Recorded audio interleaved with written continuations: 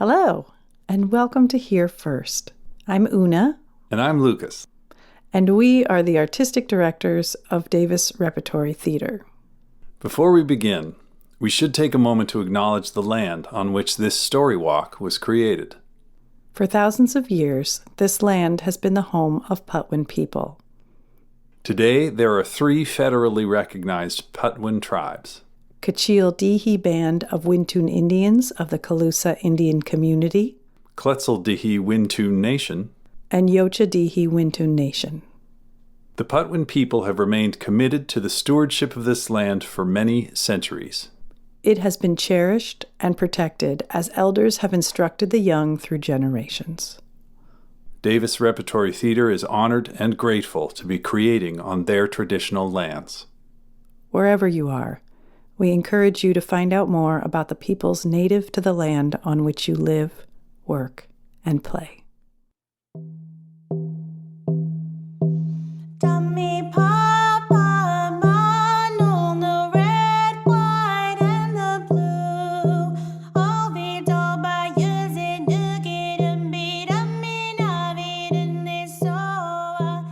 Welcome to Here First, a native story walk on Wintun homeland.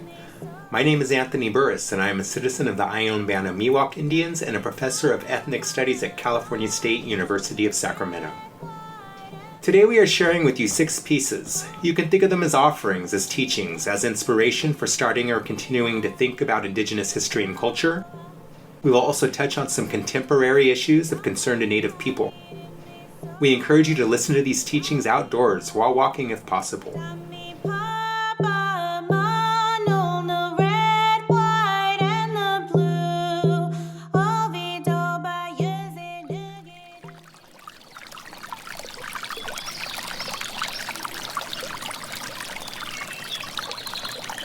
What do I see about the future of it? Yeah, I'm still seeing it just dying and drying up because it has no flow, so it'll just dry. And then there's animals that still live along the creek, like the Patwin fox, the new one that they found that they thought was a red fox from the East Coast, but it has more gray, has more brown in it. So they tested it and found out it was a complete different fox that was local species. And so they named it Patwin. So I'm afraid to think did they curse it because of what they did to our people? It's sad, but I know there's local Patwin that live on that creek. And if you are someone who wants that river and wants to use that river for something else, I know you're the ones that are going to go out and try to kill those fox. But those fox are existing and everyone knows it. We're losing all our animals, Out here we lost all the hare, the local hare. And I'm not talking bunnies or rabbits, I'm talking the hare. There's still some out there, but they killed the creek out here too. So sever it completely from the life, cementing it separate, that's the death of the creek, and then it doesn't have any life, and then it's just going to grow invasives, and then the algae comes, and it's not going to have any oxygen. Separating a creek and installing a cement framework around it is the worst thing you could do. It can't breathe. And I know these are phrases that Westerners really can't relate to when I use them, but I'm speaking of a life of a creek. It does have life, and it needs the same things we do, and it needs to breathe. And if you separate it, that's like giving it emphysema. I've seen every creek in Sacramento die because of that. Every little creek from American River that flowed through Sacramento, and I'm born and raised in Sacramento, being in my homeland, I've seen every creek severed because I used to walk those creeks. I was born in 1960, so there was still existing creeks in 1960. And I used to walk them and catch fish and work with the invertebrates that lived along with them, just having fun. Frogs, catching them, growing them. The western toad completely disappeared from the area. It's something very obvious to what I grew up with and what I knew that would happen to that creek. I don't know if you've ever heard, but there was a time where even my relatives, aunties and grandpas and great-grandpas and great-aunties would talk about more birds, how they can fly really thick in the sky and create shade when they go over. I mean, it was so thick. These are stories that have become stories, but they were a reality. So that's where I come from when I hear about these kind of things, all these connected thoughts to that, those changes that cause irreparable damage to environment and local species. I'm just saying there's still a lot of animals dependent on the creek, and it is a living source for many, and it shouldn't be an experimentation. And I see when non-native plants are put on it, you're experimenting with them if they can survive. And to bring your plant over here, bring your fish, like gar is invading rivers and messing them up too, killing all the salmon in some places, eating all the fry, barracuda too, and barracuda gar and all that. Then being a Native American born and raised in your own homeland, this is how I feel. And it's hard not to feel that way. Being looked at and saying, oh, what are you? You don't look like you're around from here. And I go, I look very much like I'm around from here, regardless whether you know it or not. I am around from here. That's the kind of message I always got my whole life. You know, it's time to really get into the history and the local terrain of California and quit trying to make it where you come from, but enjoy it for the beauty that it is. Hey ya na ne ya, hey ya na ne ya na hey ya na ne ya hey ya na ne, hey ya na ne ya, hey ya na ne ya na hey ya na ne ya hey ya na ne, boy, nani o hey yo and no.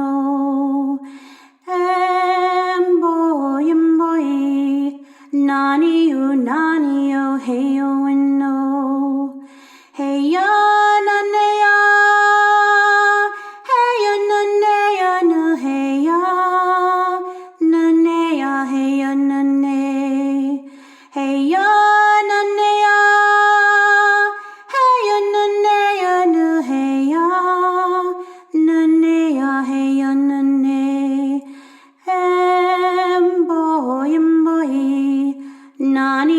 Nani o hey yo and no,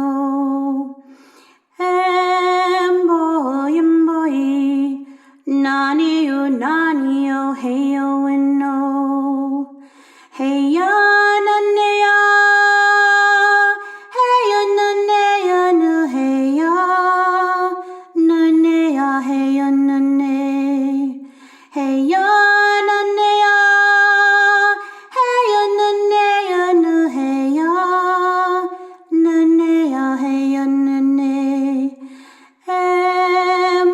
boy, nani o hey yo and no,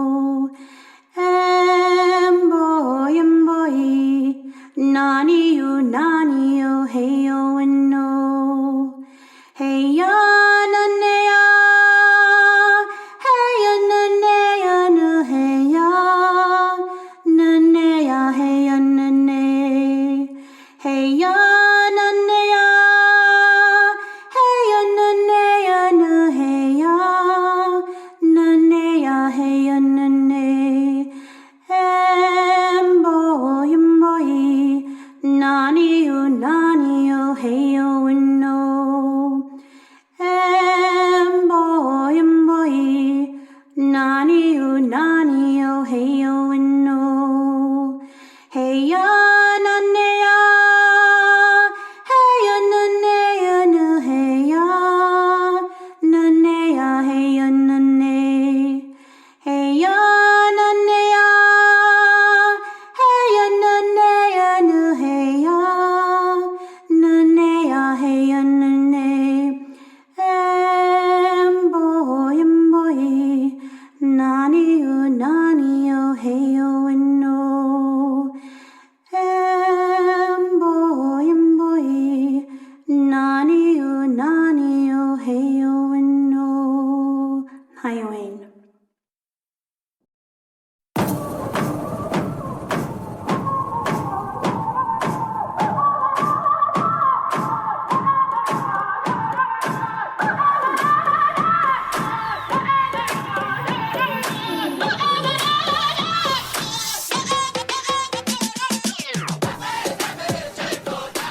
One of the main ways that racism manifests against Native people in the U.S. is erasure. You've probably heard at some point in your education or other that all the natives just disappeared or died or just moved away or something or other. People think that way a lot unconsciously. There's no attention paid to us in almost every aspect of American life. And in climate activism especially, it's interesting because just a few years ago, we had the pipeline protests in the Dakotas, which was one of the largest national scale oil protests in the entire country and in the world. Those protests were the largest gathering of Native Americans in American history. And yet people still forget to include us in conversations about climate change. Native communities suffer disproportionately from climate change because we interact the most intimately with our land and the animals and plants on it. Lots of our traditional ways involve hunting and gathering in ways that we used to. In many different ways, climate change is making that impossible.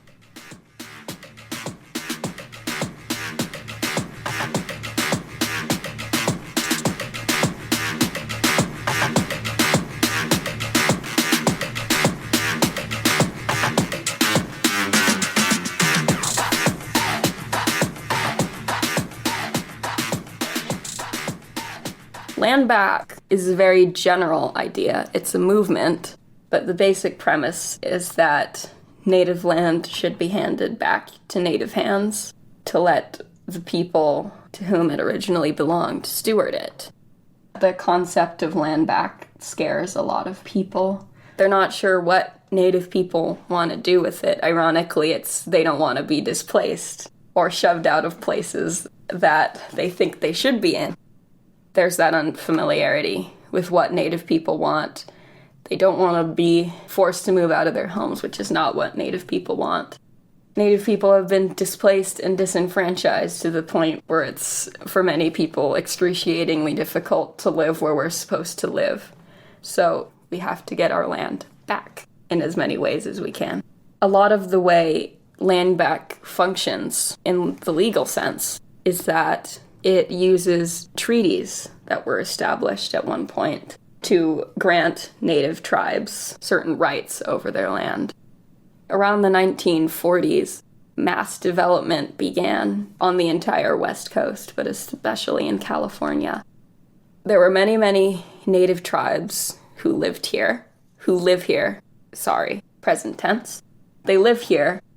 Many of them were federally recognized, and around the 1940s, the federal government completely gutted most of their federal recognition in order to terminate their rights and say over their land.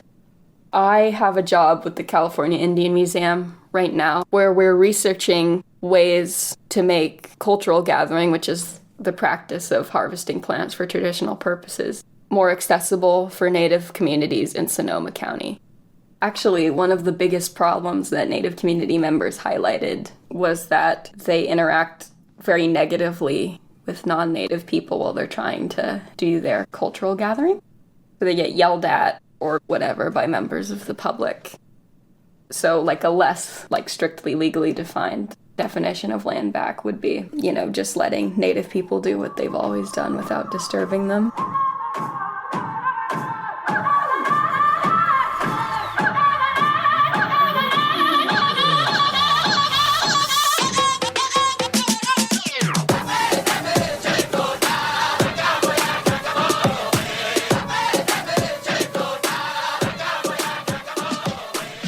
You hear the term rematriation a lot in Native communities and in Native environmentalist movements.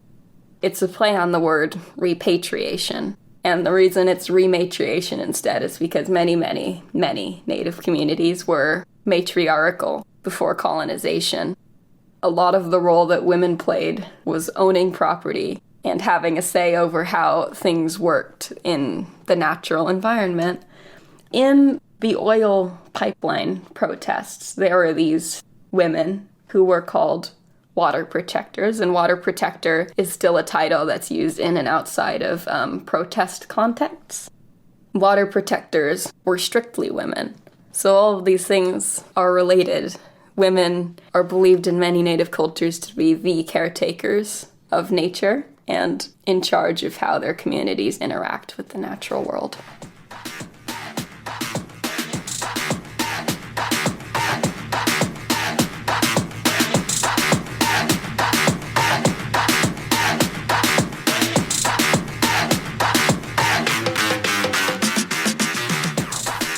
The thing that I think deserves the forefront is that we are a contemporary people. Many of us are urban people. We look all kinds of different ways. Just because you think you've never met a Native person doesn't mean that you have. Our identity is not determined by blood. It's determined by our family. Even though we've been displaced and disenfranchised in almost every way you can think of, we're a strong, resilient people, and we fight for what matters.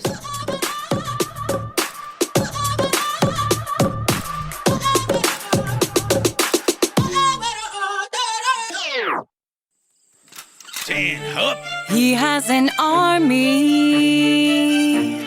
soldiers he trained.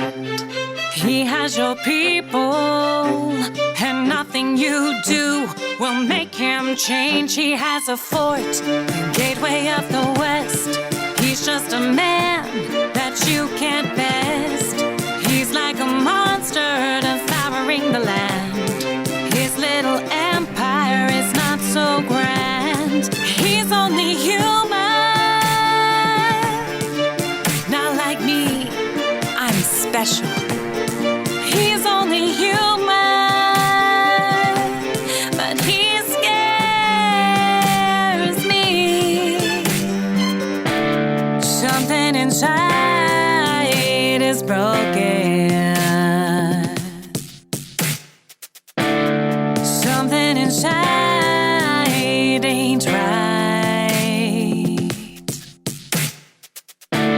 Something inside is broken.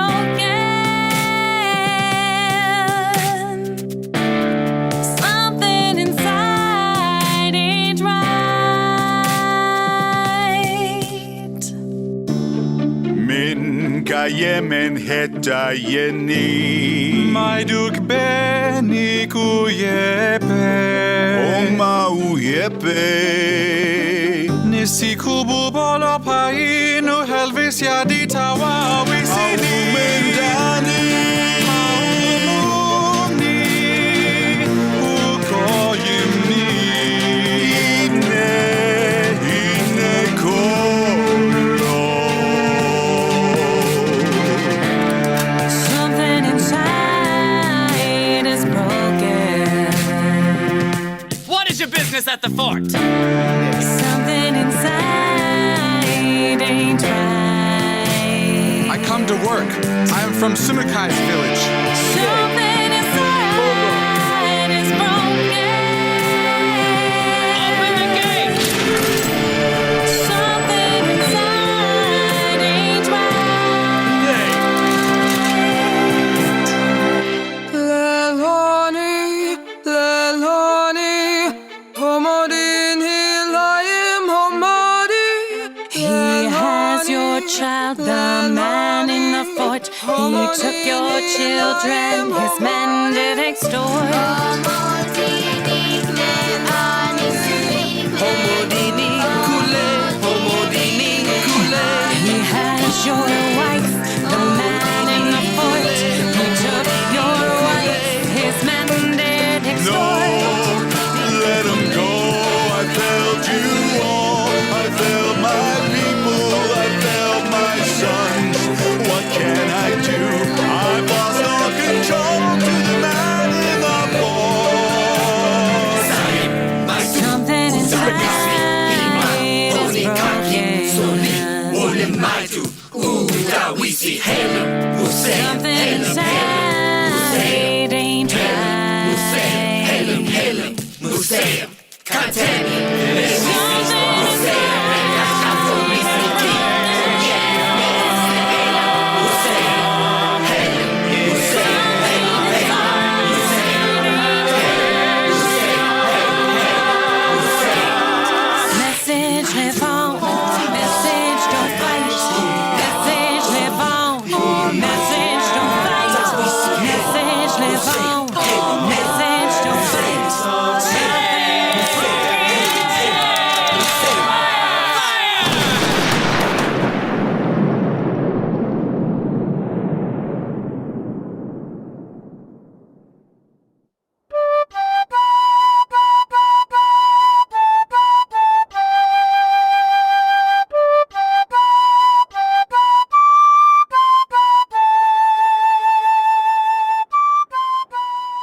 Grandma June was born in Colusa. She said that she guessed she would die there too, and laughed pleasantly because she had spent her whole life in that little town. She also expected to be buried in the cemetery at her Miwok homeland, where her mother and one of her sisters are buried. The cemetery is for all Miwok people, but the United States stole the land, and then it was bought back from settlers and returned to our people who still lived there then. I think they stayed because the cemetery is there. The land was returned in 1927, and on paper, it became a rancheria.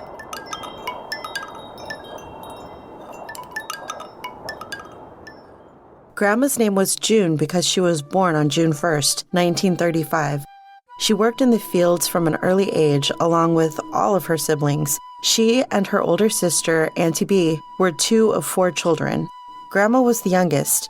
Their sister died as a child, and nobody knows what became of their brother Leonard, except that he probably died in prison. She could remember her mom taking her to the hairdresser through the back door after hours so that no one would see them because they were Indians.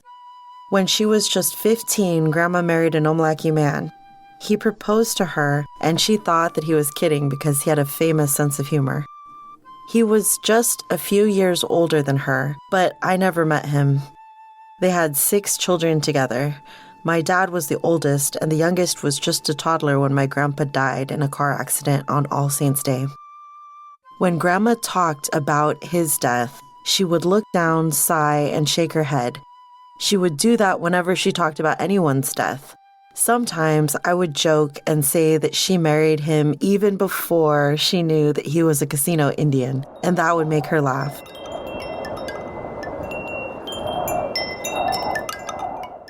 Before Grandma had to quit driving, she made it to one last DQ University powwow. I was sitting at a table and talking to one of my cousins when Grandma walked through the door with her crutch on one arm. Dugan Aguilar was at the powwow that day. He was taking pictures of the event, and he agreed to take a portrait of Grandma. From then on, she was always delighted to talk about how she had her portrait taken by a famous California Indian photographer. Grandma had been a professional nurse, and after she retired, she became a masseuse. When she could no longer live alone, she moved into a nursing home just a block away from the Davis Cemetery, and that made it easy for all of us to visit her. Even in the nursing home in Davis, she would pop my back from her wheelchair before I even knew what she was doing.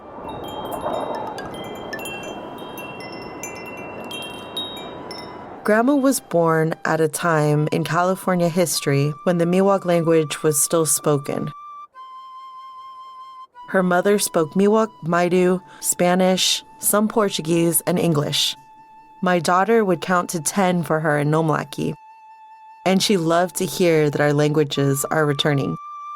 Grandma wanted me to learn how to dance Miwok style for her funeral, and she also wanted me to learn the Catholic faith. She wanted her funeral to be a Miwok and Catholic fusion. She passed away in Davis, but she wasn't buried in the Davis Cemetery. She wasn't buried in any cemetery because the Miwok cemetery that she thought she would be buried in had preempted funerals for casino construction. It takes a lifetime to begin to chart the history of genocide in the Americas. Greed has motivated the oppression of California's indigenous cultures over and over again. And it isn't over yet. Nothing should be built at anyone's burial grounds. Indian casinos in particular should be built elsewhere or not at all. Grandma fought the United States in the courts before she died. In 2011, she and her sister B joined the Friends of Amador County in a fight for their own recognition and to protect our ancestral homeland. She meant to stop the desecration of her Miwok cemetery. When the recognized tribe joined the state and federal defendants and used sovereign immunity against its own elders, the case was dismissed. Less than a month later, Grandma June died on February 12th. As far as I know, she was the first member of our family not to be buried in the family cemetery. We spent Grandma's last Thanksgiving together. We had a small gathering, just my parents, my daughter, and Grandma. That morning, my mom and I cleaned the house. My daughter was drawing butterfly princesses and watching TV. The bird had songs to sing, and my big smelly dog was overjoyed about everything. For Christmas, we did the same thing, and my aunt and uncle joined us too. Thinking of Grandma June still makes me smile.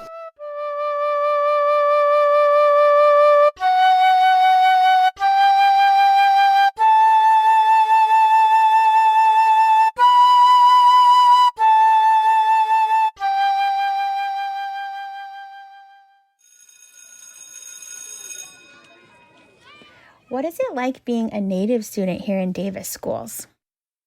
It's pretty good, but it feels not good because a lot of kids are bullying me. What do the kids bully you about? My hair and my culture. They say that they're going to cut it and they pull it. And how does that make you feel when they pull your hair or say they're going to cut it, or even calling you a girl sometimes too? Well, what does that make you feel like? Sad. What do you wish parents taught their kids? I would like parents to be a little more mindful. I think a lot of times teachers are not telling the parents when a child is bullying another kid for cultural reasons. It's kind of just left as your child was being mean to this child, but doesn't really state why and why that's problematic. Another thing parents could do is to kind of seek out Native history in the areas that they live in, because the schools don't do a good job at teaching any Native history or culture. And if parents kind of sought that out, a lot of tribes have events in communities, going to some of these events at tribal places or even like museums, hosting like cultural days. I think that the parents could have a little bit more understanding and being able to share those kinds of experiences with their children, and not just relying on getting this false narrative of Thanksgiving and Columbus at school. Mom, what do you wish that teachers taught Native stuff in schools? I wish the schools in America did a better job at talking about the real history, about what happened to Native people and that we're still here, right? Because sometimes people don't realize that Native people are still here. I wish that the schools had curriculum that taught about Native history of the places that they occupy. How does it feel when I come home and I tell you that some kids bullied my culture and about my hair? It's always really hard because I love you so much and I always want to protect you, and I can't do that at school. And it really hurts when I see you upset when people say mean things to you about your culture and about your hair. I would like others to know like how much that hurts and how that has affected you. What do you wish that people who bully you knew about your hair? What's special about it? It's strong, it's sacred, and it's special. I'm really proud of you for that. Being bullied for several years at school, you've never once said you wanted to cut your hair, and you're proud of who you are, even though people don't understand sometimes differences. But it makes me sad for you, and I just have to keep doing my best to remind you of who you are and where you come from and your culture. But I'm really proud that you're being so strong at school and sticking up for yourself and talking to teachers about that.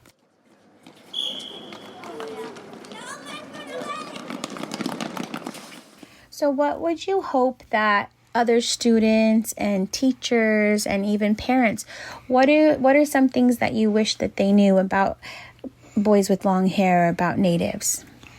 That it's sacred and it connects us to the earth and it's special. And those are awesome things.